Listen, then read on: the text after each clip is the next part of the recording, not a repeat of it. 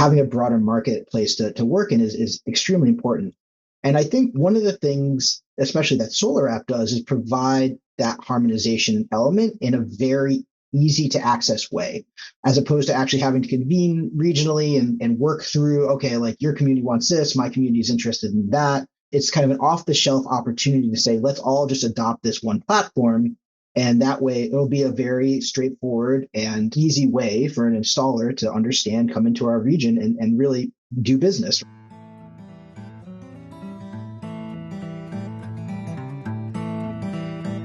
Imagine buying a new car or a new refrigerator, but then waiting 6 months for your city government to approve a permit to bring it home and to start using it. If you're buying solar panels, this can happen. And while the dollar cost of the permit might be small, its impact on the process of going solar can increase the stress and cost for everyone involved. It's certainly one reason that US rooftop solar costs 2 to 3 times more than in places like Australia, where, incidentally, there are numerous places where no permit is required at all. Joining me in August 2024 to talk about how we're solving the solar permitting problem in the U.S. were Toyah Callahan, Vice President for Local Initiatives for the Interstate Renewable Energy Council, and Zach Greene, Senior Manager for Clean Energy at the World Resources Institute. I'm John Farrell, Director of the Energy Democracy Initiative at the Institute for Local Self-Reliance, and this is Local Energy Rules, a podcast about monopoly power, energy democracy, and how communities can take charge to transform the energy system. Toyah and Zach, welcome to Local Energy Rules. Thank you, John.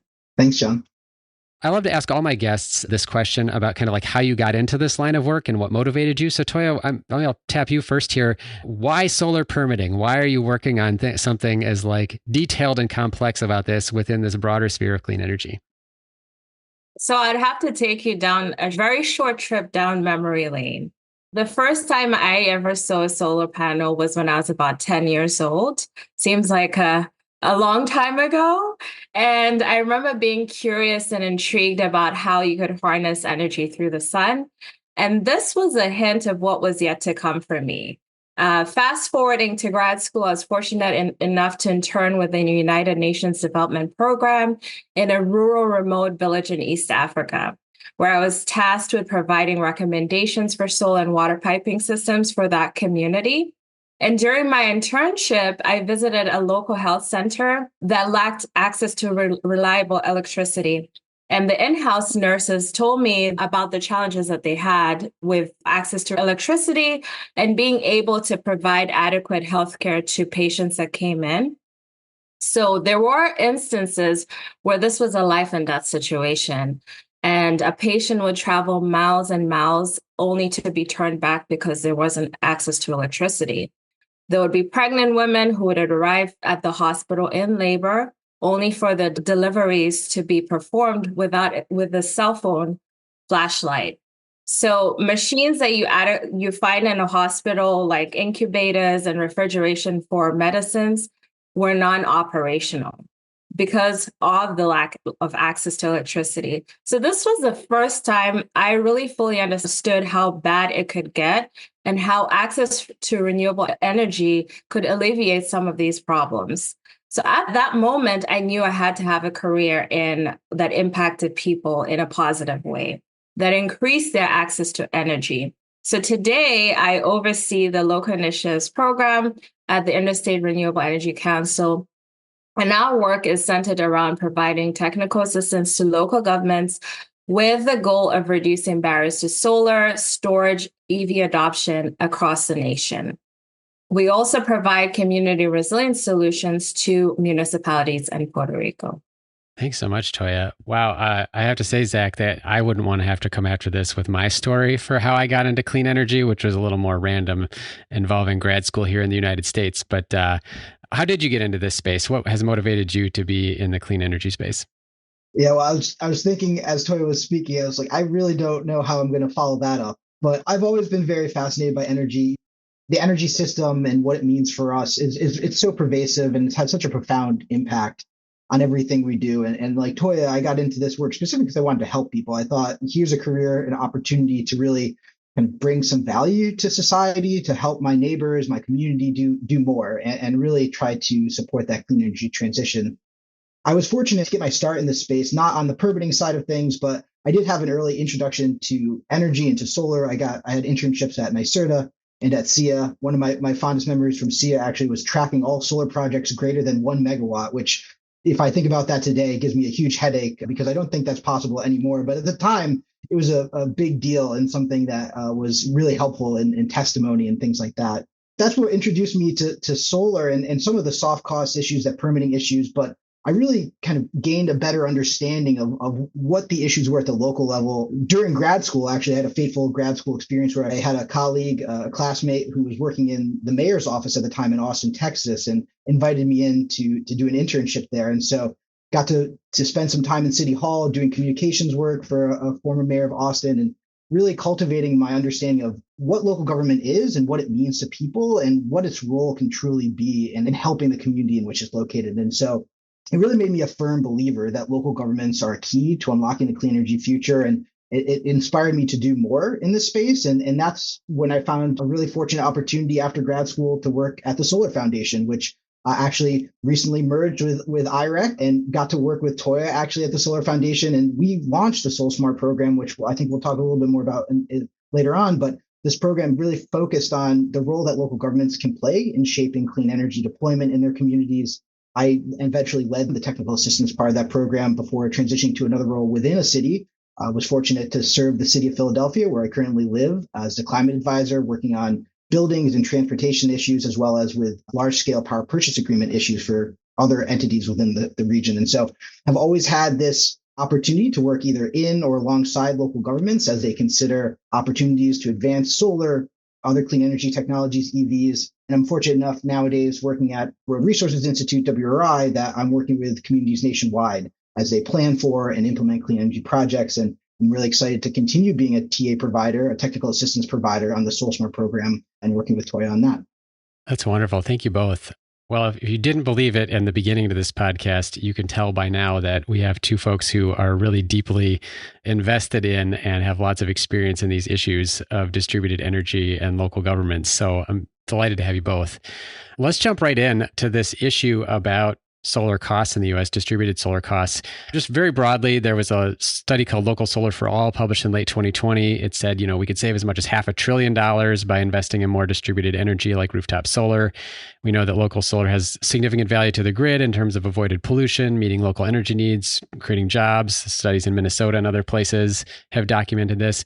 And we also know that utilities have been on a decade-long campaign to fight competition from rooftop solar, that famous report that came out talking about a death spiral. With all that sort of important context, why is it that I can get rooftop solar in Australia or Germany for a lower price than in the United States? What's a barrier to making rooftop solar even more awesome and affordable? Well, I would say that solar is pretty awesome regardless. It's what an amazing technology that we can harness, the energy that's so abundant to us every day and turn that into something that helps us turn on our lights every day or be on these computers and podcasts. So I think it's pretty awesome as is, but there's definitely some room for improvement in the United States to increase the affordability. I think one of the most interesting things you mentioned there in terms of looking abroad is when we started the SolSmart program, I remember vividly, we used to highlight the fact that Germany had this amazing solar market, and yet their solar resource was pretty limited. When you look at the solar resource in Germany, it equates to the Pacific Northwest or Alaska. And so it's not the fact that they have more sunshine and the ability to generate more electricity there. There are other things at play really that were affecting the market and affecting the affordability and the willingness of consumers to actually adopt the technology. And so I remember we used to use that as a talking point. And Australia is a little bit different. Their solar resource is incredible. But again, there's this different story. It's not just about how much sun is shining. There's these other costs and compensation mechanisms to take into account. So I think, policy and things like incentives and compensation are a really important piece of the equation. Germany had its feed-in tariff, which was a huge driver of adoption there. Australia had pretty significant incentives for adoption. So those elements were key factors. But another key factor is just the upfront cost of installation for a solar array. And so in Australia, for example, I believe the cost of installation is about 2 to 3 times cheaper per watt than it is in the US. And so, what is the driver behind that? And when you dig down into this, and I'm really thankful that I found some great resources from Saul Griffith, the founder of Rewiring America, who's done some comparative analyses on this. When you dig down into it, it's not the hardware costs, it's not the labor costs associated with installation. At the end of the day, it's the soft costs. It's those non-hardware costs like permitting, interconnection, those are the key issues that are arising as being the main drivers of this difference between the countries. So in the US, we have a patchwork of jurisdictions. There's over 38,000 general purpose local governments. Those are your towns, your cities, your counties, and over 50,000 special purpose governments like school districts. And each of those jurisdictions, you mentioned AHJs. What an amazing acronym that is. But all of these AHJs have their own ways of treating solar, and that creates a barrier to adoption. Lawrence Berkeley National Lab found in 2020 that the typical permitting timeline in the US was about 50 days, with half the systems taking either less than 27 days or more than 96 days. So you have this extreme deviation in terms of the permitting processes in the US. And that's just not something that you're necessarily seeing in other countries. So in Australia, they have either no permitting requirement in certain jurisdictions, as long as your house isn't part of a historic residence. And then in places where they do require permits often are online and take days as opposed to weeks or months to actually be approved. In most cases, I think 24 hours. And so what you're seeing here in the US, you have a variety of different regimes, whether it's you have to go in person with paper. Some places are doing online permitting. We have some of that single day permitting, but it's more pervasive in Australia. And a lot of that actually stems from the government there adopting national best practices, national standards, accreditation for installers and materials, providing extensive trainings, as well as conducting audits. And so that's limited their dependency for the need for permitting, because at the end of the day, permitting is about safety, making sure that these systems are safely installed. They don't, create any safety issues for the residents or for the community. And so Australia's taking that more national tact of let's look at doing this at a national scale. And that's not to say that they've figured it out. I recall articles about, safety issues that had arisen in Australia around potential fires caused by certain work that happened there. And not to say that's perfect, but they've done a great job of ensuring that this happens effectively, efficiently, and they have reduced the time and money that it takes. And I think we have a lot to learn by looking abroad and seeing how these other countries are doing it. Germany actually just recently, I believe, removed the requirement for permits for rooftop solar. Other countries in Europe have followed suit. It's something that really needs to be considered more often in the US. We're starting to get there with instantaneous permitting solutions, but we're still kind of have a ways to go. Let's talk a little bit about sort of the impact. You mentioned, Zach, the issue around the time frame, that in Australia or some of these other places that it could be minutes, hours, days to get a permit, even if you even need one. In the US, you almost always do need a permit, and you're talking about days, weeks, months.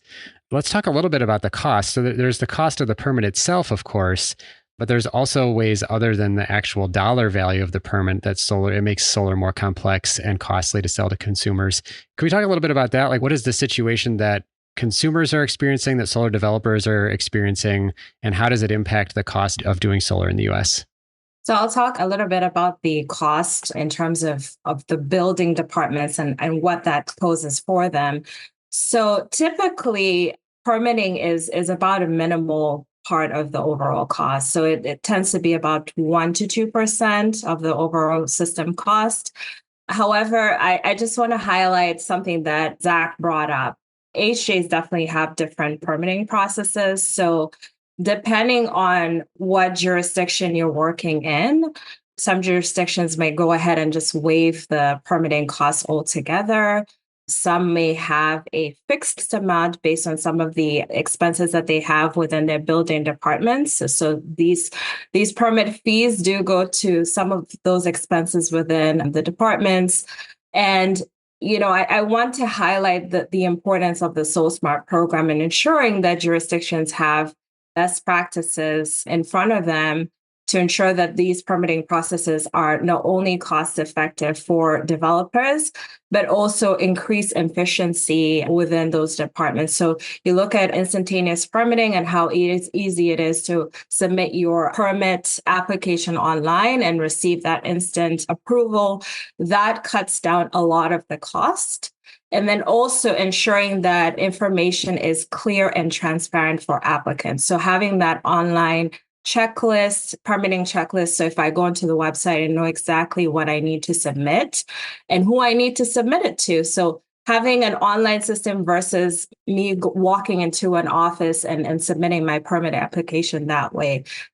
There are different best practices that the SolSmart program works with communities to ensure that they're able to at least cut down and have that fixed cost, which is under $500 per residential permit, or even better, waive those residential fees for a solar permit. So I'll turn it to Zach if you want to just talk about customer acquisition. Yeah, and to Toya's points, I think one of the most important things to think about is time is money, right? The more time, the more truck rolls, which is a term of art that they use in the industry. That more time folks are going to an office from another place. That's all going to cost money. Those are wages that have to be paid. So that increases the cost. So the more time that you're spending, the more back and forth there has to be. That's just more cost that's going to be built onto the system price.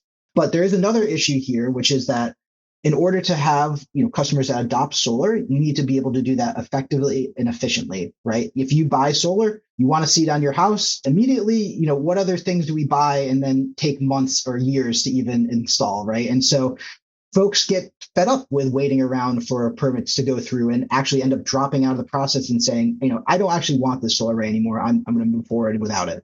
And that actually creates significant costs, because one of the soft costs that really does affect the price of an overall system is customer acquisition costs. So these are the costs to basically get somebody to sign up for solar that installers use. So it's advertising, right? It's going online. It's the various ways in which installers try to attract new clients. And so these costs are extremely high in the US, in the thousands of dollars, whereas they're in the hundreds of dollars in places like Australia. And again, part of this is because if folks drop out of that process, they've spent all this money trying to acquire that customer, and now they're gone and they've gotten no profit from it. And so you're seeing these costs balloon again as the time increases for that permit, the likelihood of folks dropping out increases as well.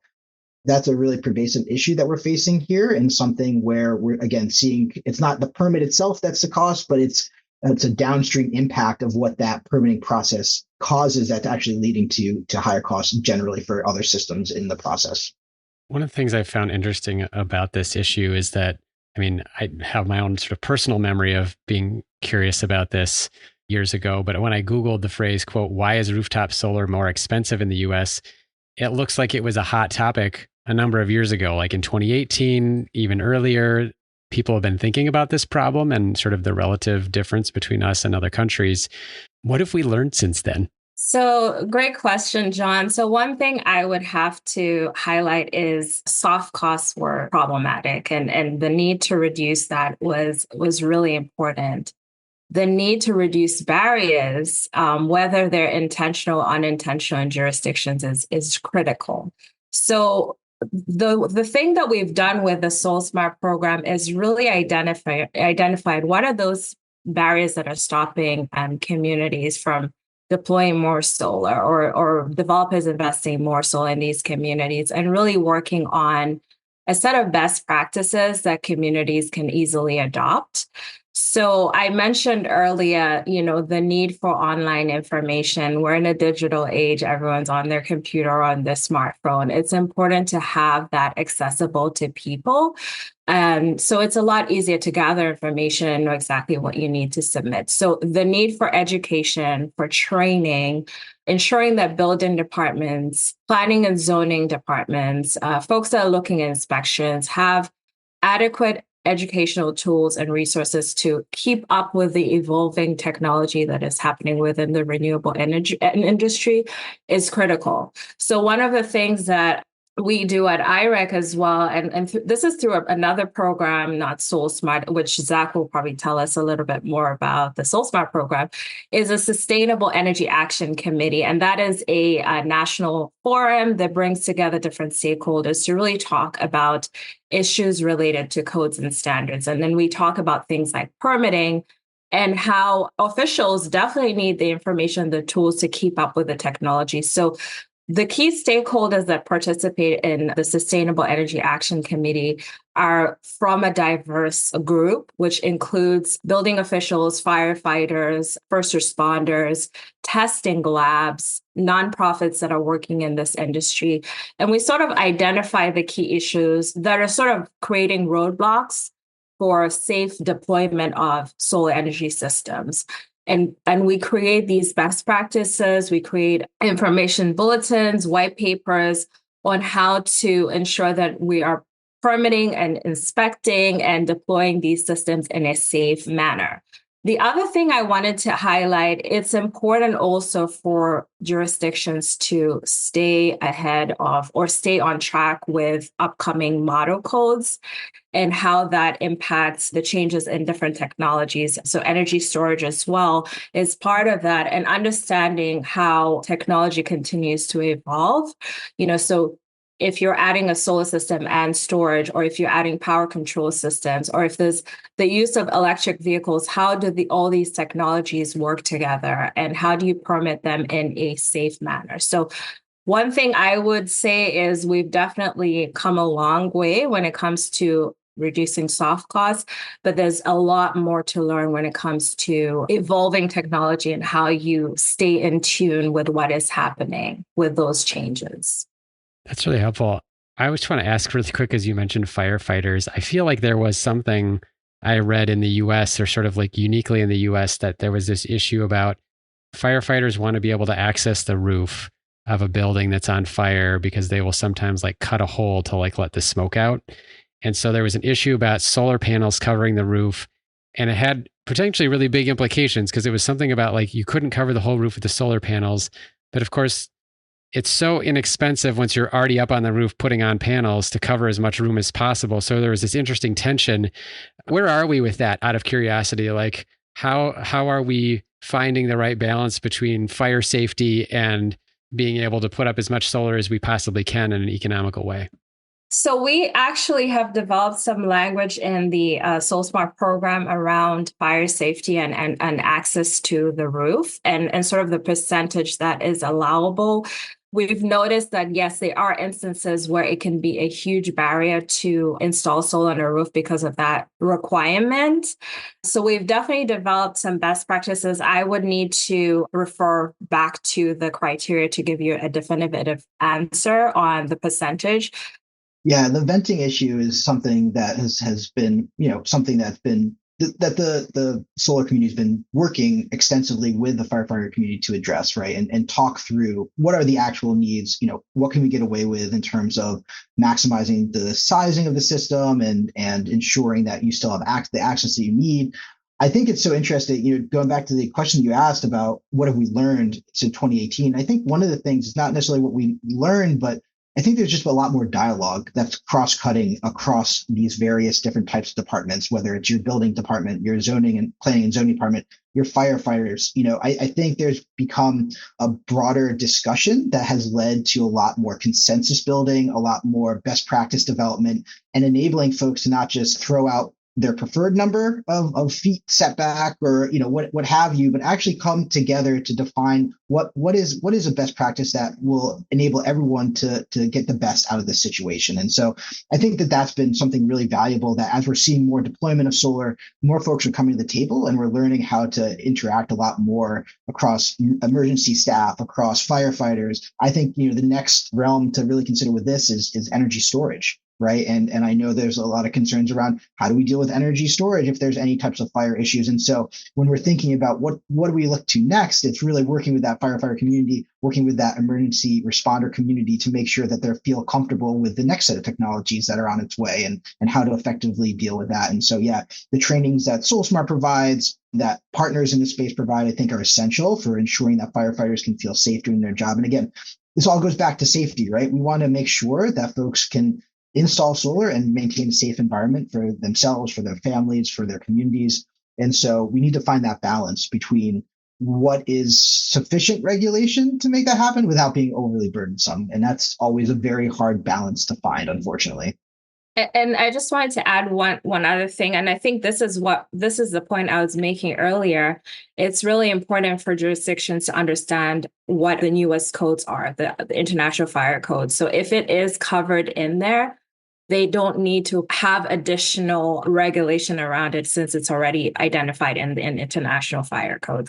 This is why it's so important for them to stay in tune with the newest versions of those codes. One final thing, though, to go back to your question was, why was this a hot topic in 2018? And I was trying to put myself back in that time frame and remember what was going on in 2018, which was hard to do, unfortunately, at this point. But one of the things that I found and recalled was there's actually a really great article in Green Tech Media at the time that actually dove into these issues of comparing the US to Australia. And I feel like that actually kind of set off this broader discussion of, hey, why is this happening? And it was really kind of that light that was shown on this specific issue that led to this larger growth of, oh, we need to double down on trying to get soft costs reduced, because this is really a pervasive issue that's leading to us being less competitive. And so it's really important to have thought leaders come out and raise these kind of, looking forward or looking outside of the context we're in right now, providing something for us to think about, to aim for as we're, trying to innovate in this space. And so really think it was partially, those kinds of articles, that kind of thought piece that spurred these broader dialogues in the solar community, in the local government community of, oh, what can we do better? And it was just so interesting to take that trip down memory lane of like, oh, what was happening in 2018 that might have spurred that specific Google search and interest? Yeah. I mean, it's sort of, I think one of the reasons I brought it up is because there's an element to me of frustration in seeing that there was attention to this issue that many years ago, and yet we're still, as you pointed out, 2x, 3x times more expensive than Australia. I mean, I do think our sort of federal government system and the sort of authority, the way that we have authority spread around, obviously is a complexifying factor. But there's a part of me that's like, man, we seem to have the incentive thing figured out, right? We passed the IRA. Lots of states have given incentives for solar, but this other piece is really challenging. And also, I guess there's another part of me that sort of looks at it in a funny way about like fire safety, for example. And I think about, like, I have a gas furnace and a gas water heater and a gas dryer in my house. Like, my house is already set to explode if it catches fire. Like, how much worse can solar really make it? Like, I know that's not the appropriate way to think about it, but it also just like the context here seems a little funny in terms of like what the risks are from various things that are already in our houses, and like how much intention we put around some of these things just because they're new, even though the risks may not be as high. And I guess that kind of gets to what you were saying, Toyah, like, what does the International Fire Code say? Like, maybe it already says there's not as much that we need to do specific to this technology, given sort of the overall picture. We are going to take a short break. When we come back, I ask my guests about the connection between SolSmart and SolarApp Plus, a new software platform for instant permitting. We also discuss similarities to interconnection and whether states could or should preempt local permitting rules. You're listening to a Local Energy Rules podcast with Toyah Callahan, Vice President for Local Initiatives for the Interstate Renewable Energy Council, and Zach Greene, Senior Manager for Clean Energy at the World Resources Institute. Hey, thanks for listening to Local Energy Rules. We're so glad you're here.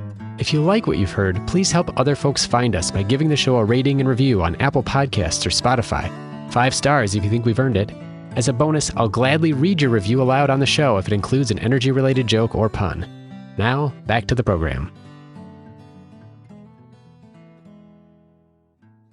So I wanted to ask specifically about the SolSmart program and how it might or may not be connected with SolarApp Plus, which I have heard of. I know that was a collaboration between the National Renewable Energy Laboratory and some cities focused specifically on like the online permitting component. Are they connected? Is there a connection between those specifically or intentionally, or is it just, that they're very complementary? What is the connection there? Yeah, so I think before I talk about that, I just want to make sure I state what SolSmart is for those that might not know. So SolSmart is actually a national technical assistance and designation program that is designed to work with local governments across the country to streamline processes like permitting, planning and zoning, inspection. And the key goal is to ensure that we're reducing soft costs and cutting the red tape to get those solar systems online. So this program is actually in its 8th year. And the program is led by the International City County Management Association, ICMA, and the Interstate Renewable Energy Council, IREC. And we work collaboratively with a magnitude of partners, including WRI, where Zach works, to provide one-on-one technical assistance to jurisdictions. And we've actually designated over 500 communities across the country. So we have a goal to get to 1,000. It is an ambitious goal, but we see the need for this program, and it has been extremely successful. And actually, we did a third-party evaluation a couple of years ago that found that there was a 17% increase in installations in SolSmart designated programs. So that was really great to see the impact of the program. Now, in terms of Solar App, as you mentioned, John, this is an initiative or a tool that was developed by NREL and a number of key stakeholders. And the goal for this is really to provide a standardized plan review software that runs compliance checks and processes building permit approvals for rooftop systems. So Solar App Plus is a free online platform. It allows local governments to go ahead and use it to standardize their processes and automate their permitting process. Now, in terms of the connection with SolSmart, they are complementary. SolSmart actually recently launched its new tier of designation. So we have bronze, silver, and gold designation.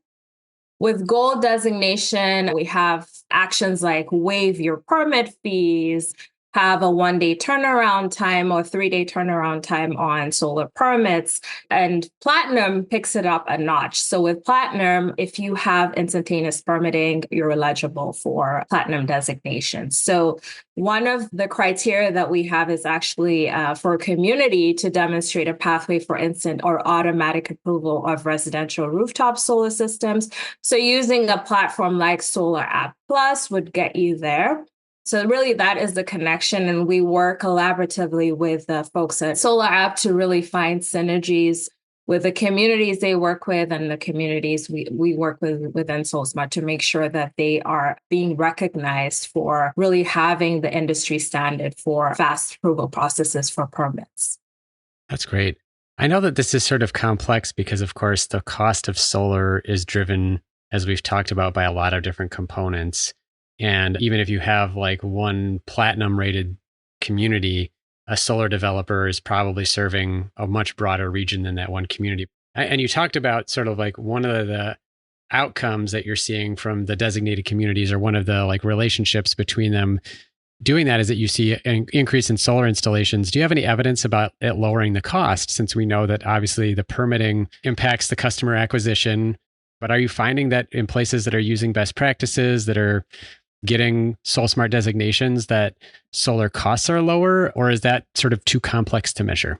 I would go with the latter answer. I think at this point, that is a very difficult thing for us to measure, given the vast amount of communities that we work with. However, I would be curious to see if other entities have done studies on this and be able to track that down for you, John. Yeah, I would love to address that other piece around kind of the one community adopting this and what happens elsewhere, right? Because a solar installer is going to want to work in a region. They're not just going to want to work in one community. And the concept of regional harmonization is something that we had talked a lot about. I feel like in 2016, when the program launched, I haven't heard that term as much recently, but the idea is, how do you ensure that a region, not just that one community, has the same requirements for permitting, right? So that it's easy for an installer to go in and not just install in one city, but in the whole MSA or even more broadly. And so this idea of harmonizing processes, making sure that the types of documentation doesn't differ, I think it's super important for building more robust solar markets. I mean, it really is an essential piece of this, because there's only going to be so many customers in a single locality that you can touch, so many homes that are actually good locations for solar, right? And so, yeah, having a broader marketplace to work in is extremely important. And I think one of the things, especially that Solar App does, is provide that harmonization element in a very easy to access way, as opposed to actually having to convene regionally and work through, okay, like your community wants this, my community is interested in that. It's kind of an off the shelf opportunity to say, let's all just adopt this one platform.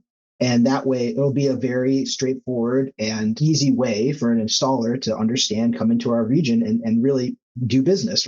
Even if it's just one community that starts off with this, I think one of the things we know about solar is that it's the observability of the technology that's the most critical. Once you see solar in your community, it raises the interest level, it raises the ambition of communities and residents. Observability has been proven through studies. I believe NREL has done numerous studies on this, that is a key driving factor. And so having one community in a region adopt more solar, it's going to trickle down to demonstrate more interest in those other regions too. And what I would say too is, you mentioned the incentives and the IRA and what's happening. The more demand that folks are going to have for solar is going to push jurisdictions to be better in terms of being quicker in the process. One of the things I think, especially when we were starting off in SolSmart, there wasn't that high of demand. So there was questions about, well, why do we have to fix a permitting process for something where we're getting one permit every 3 months for an array? Now we're seeing hundreds and hundreds and even more permits coming in, the door in some of these larger cities. We're going to be seeing more because of these new tax incentives or expanded tax incentives. And so, I think that's going to also put pressure on communities to say, we need to reevaluate what we're doing. I mean, we should look regionally as well and see if there are opportunities to potentially streamline this process to ensure that we can meet the need of our residents and businesses that are really considering this now. And Zach, I just wanted to add a little bit on the regional approach. One of the things that we've done over the years is we've worked with regional organizations under the SolSmart program to really ensure they're putting the word out on best practices for jurisdictions within their region. And for these regional organizations like Council of Governments to be able to actually achieve gold designation, they actually have to have communities within their region participate in SolSmart.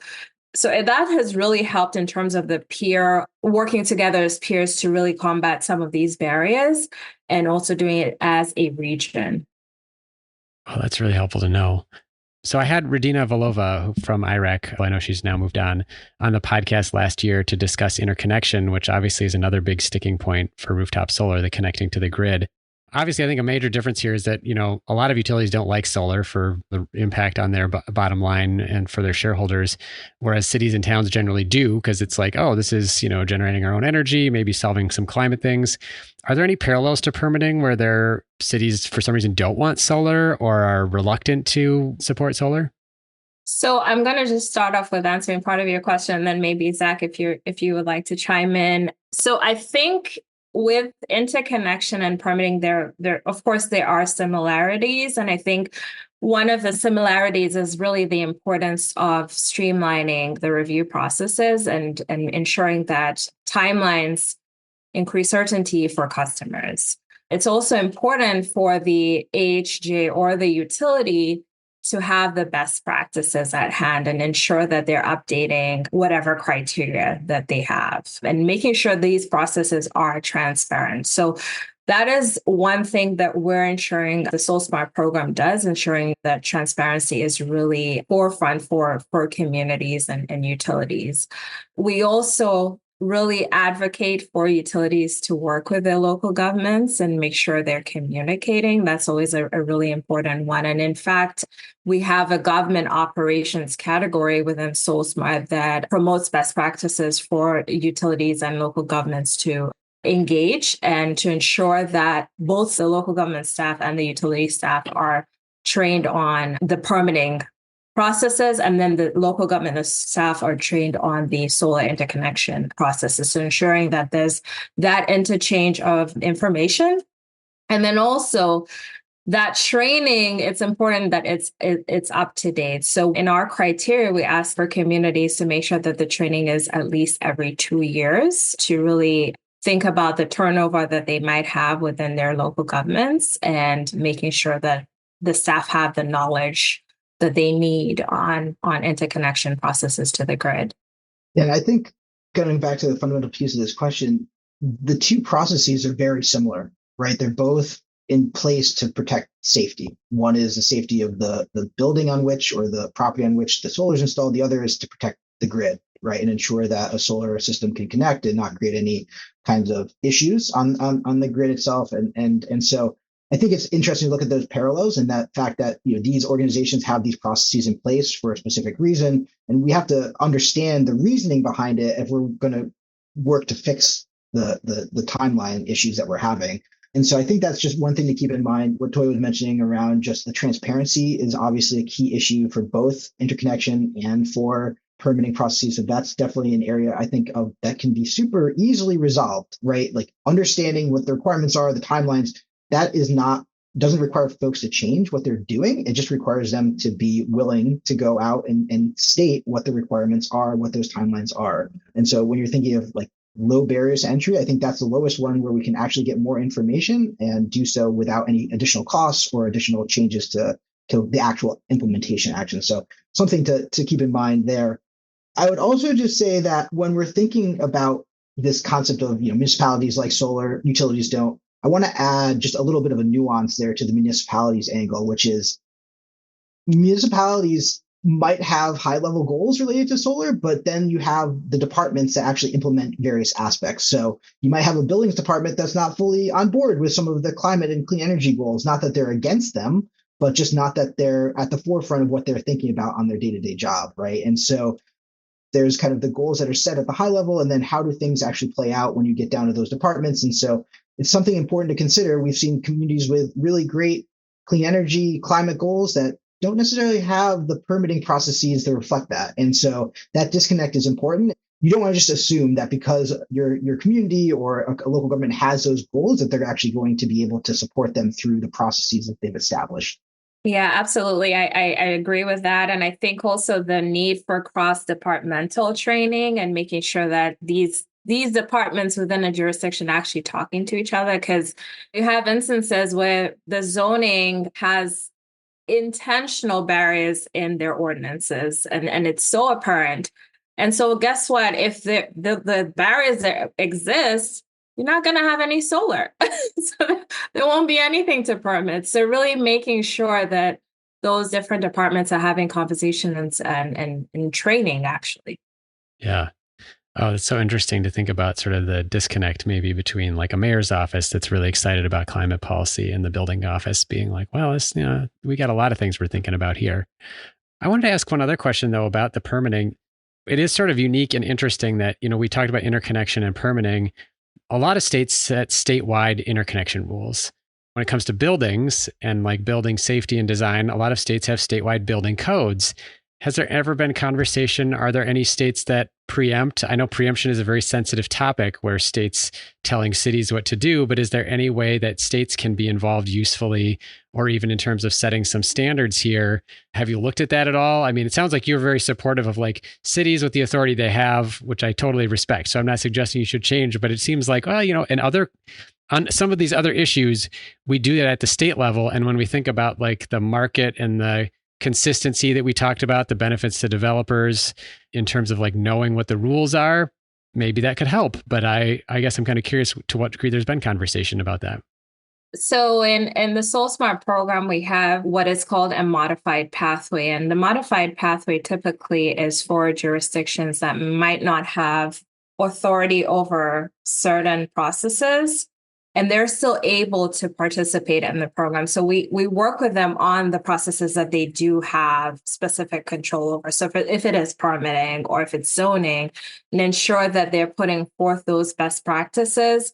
Another thing that we've been doing too is really working with states to talk about the SolSmart program. So ensuring that we get endorsement from them essentially on SolSmart program, and then that way communities within the state are able to participate based on this relationship that we have with the state. So I think that gives a little more comfort to communities that are interested in this.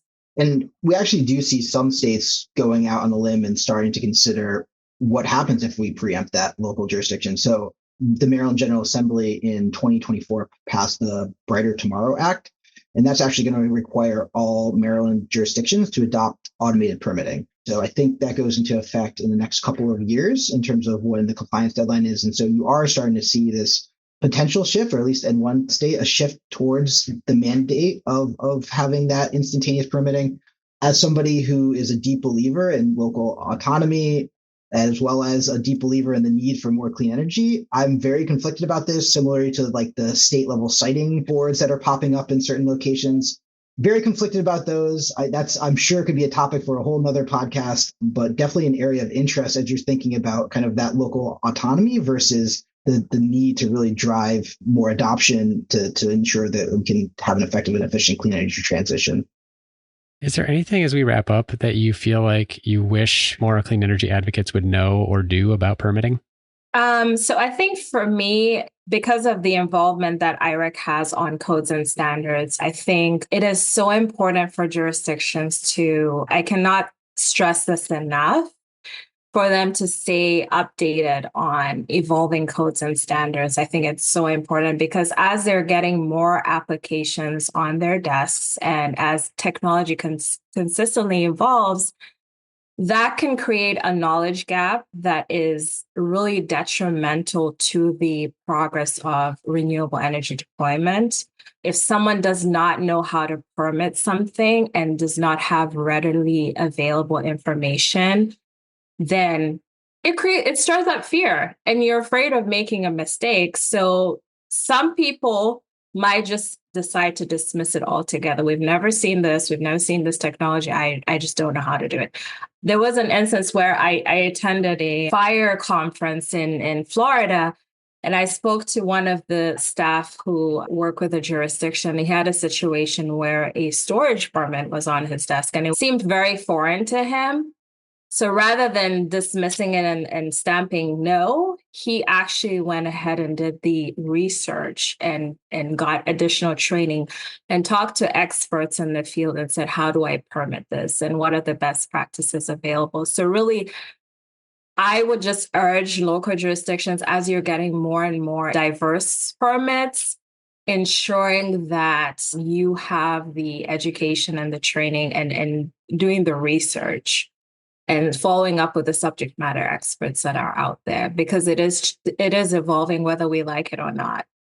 Toyah, I love that anecdote, and it's amazing to hear that there are folks like that. I feel like a lot of times people in this field are risk averse, and rightly so, because they feel responsible for the well-being and safety of folks. And I think that's honestly what I want to convey to advocates of this, is that step into the shoes of the permitting staff and understand why they're doing what they're doing. Again, it's not to create unnecessary burdens or headaches for people. It's because they have a job to do in terms of supporting the safety and well-being of a community, and they take that job seriously. And so that's not to say that they can't do their job better, but it's just, they're people too. And like, let's think about the messaging that we use when we're talking about things like installing permitting software like Solar App, right? So Solar App can be something that would make folks uncomfortable. It takes away their autonomy. It takes away their responsibilities at the job. It leaves them kind of powerless in a certain regard when you're thinking about permitting of a software. And so just taking that into account and thinking about ways that you can lead with the carrots, right? The fact that it can free you up to focus on systems that are more complex than your cookie cutter solar array,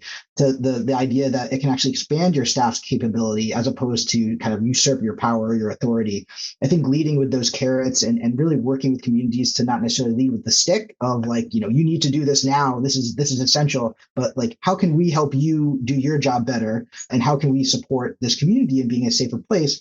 I think leading with that angle is going to get us a lot further when we're thinking about ways to update these processes in a way that will allow us to effectively and efficiently install more solar. Well, Toyah and Zach, thanks so much for joining me on the podcast to talk about permitting. It's definitely an issue that I think gets less attention than it needs, but is such a fundamental piece of how we can be successful at deploying more solar. So really appreciate your expertise, and thanks for taking the time with me today. Thank you. Thanks for having us. Thank you so much for listening to this episode of Local Energy Rules about solar permitting with Toyah Callahan, Vice President for Local Initiatives for the Interstate Renewable Energy Council, and Zach Greene, Senior Manager for Clean Energy at the World Resources Institute. On the show page, look for a link to the SolSmart program and more information about Solar App Plus, the online tool for instant permitting. We'll also have a link to our interconnection interview with Mari Hernandez, not Radina Valova, as I mistakenly said during the interview, and other ILSR resources on Rooftop Solar. Local Energy Rules is produced by myself and Maria McCoy, with editing provided by audio engineer Drew Berschbach. Tune back into Local Energy Rules every 2 weeks to hear how we can take on concentrated power to transform the energy system. Until next time, keep your energy local, and thanks for listening.